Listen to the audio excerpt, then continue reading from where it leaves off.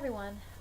For today's video, I wanted to talk about a topic that my on-site supervisor had presented to me a couple weeks ago, and I kind of discussed this in several other videos, something I definitely wanted to talk about.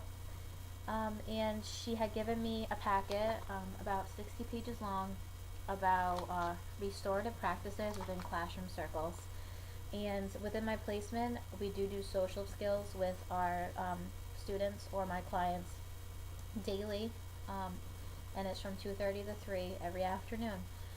So after our the classroom learning is done, we then move on to the social work aspect of the placement, which is really interesting.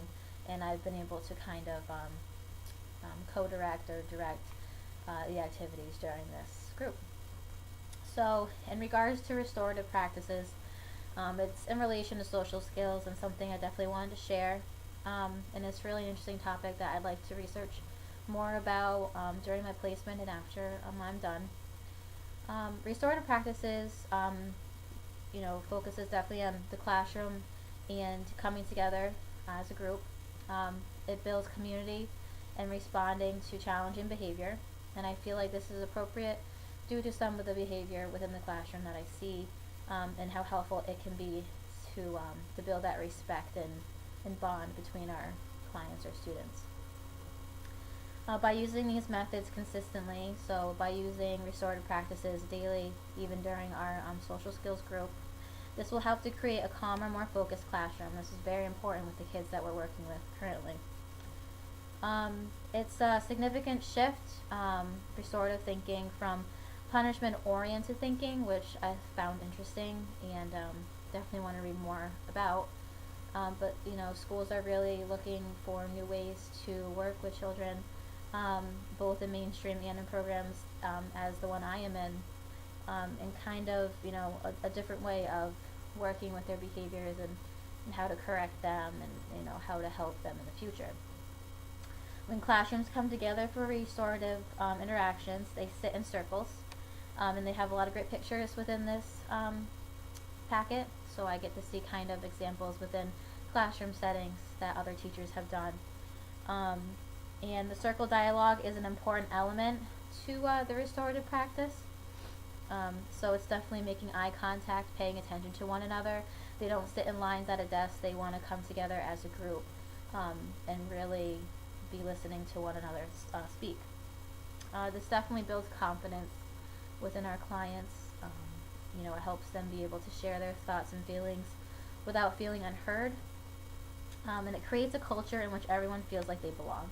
And that's very important because a lot of the kids in the academy program are together all day long. So finding activities to help them bond and feel more comfortable with one another is definitely helping them reach their goals.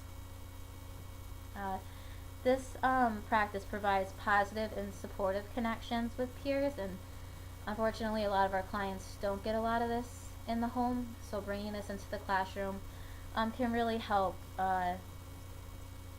their connections, how to really support one another, how to remain positive. So I feel this is very important for some of the clients that don't really have that family connection at home to have it within the classroom. And within this packet, they talk about a talking piece. So the kids will sit in a circle with their teacher, and the teacher will pick a special talking piece. It could be a wand, it could be a rock, it could be anything that they find appropriate. And this is an important tool for this restorative practice, so that they can learn to respect and listen to others and take turns while speaking. So I found this very interesting, something I haven't seen before while working with children, but I think this would be a very great tool to use within the school. It helps build talking piece, builds respect for others while they're talking, so very important. So I definitely wanted to share a little bit of that with you, some stuff that I had learned while reading this packet. I'm still not completely through it. I have been able to look through and highlight, so I can definitely bring more to the table as I continue my videos about how I've been applying this practice to the kids that I'm seeing. Another update I have for you guys before my video is over.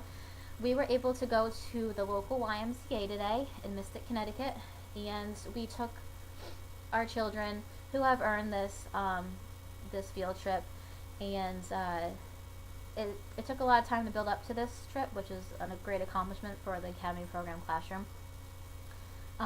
3 out of the 4 of our main students within the program were able to go. Unfortunately, one did not earn it, so I had to stay back with my on-site supervisor, but I was able to go with the group. 3 boys attended the YMCA today. They were able to swim, you know, and it took a lot of preparation. They had gone to a field trip at a farm earlier last week, and you know, could show that they had safe behaviors, positive behaviors.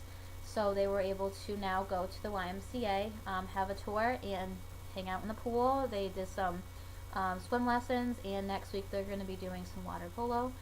So, you know, I'm very proud of the kids that I'm working with. They had safe bodies the whole time at the YMCA, and it's very important when they're in the pool.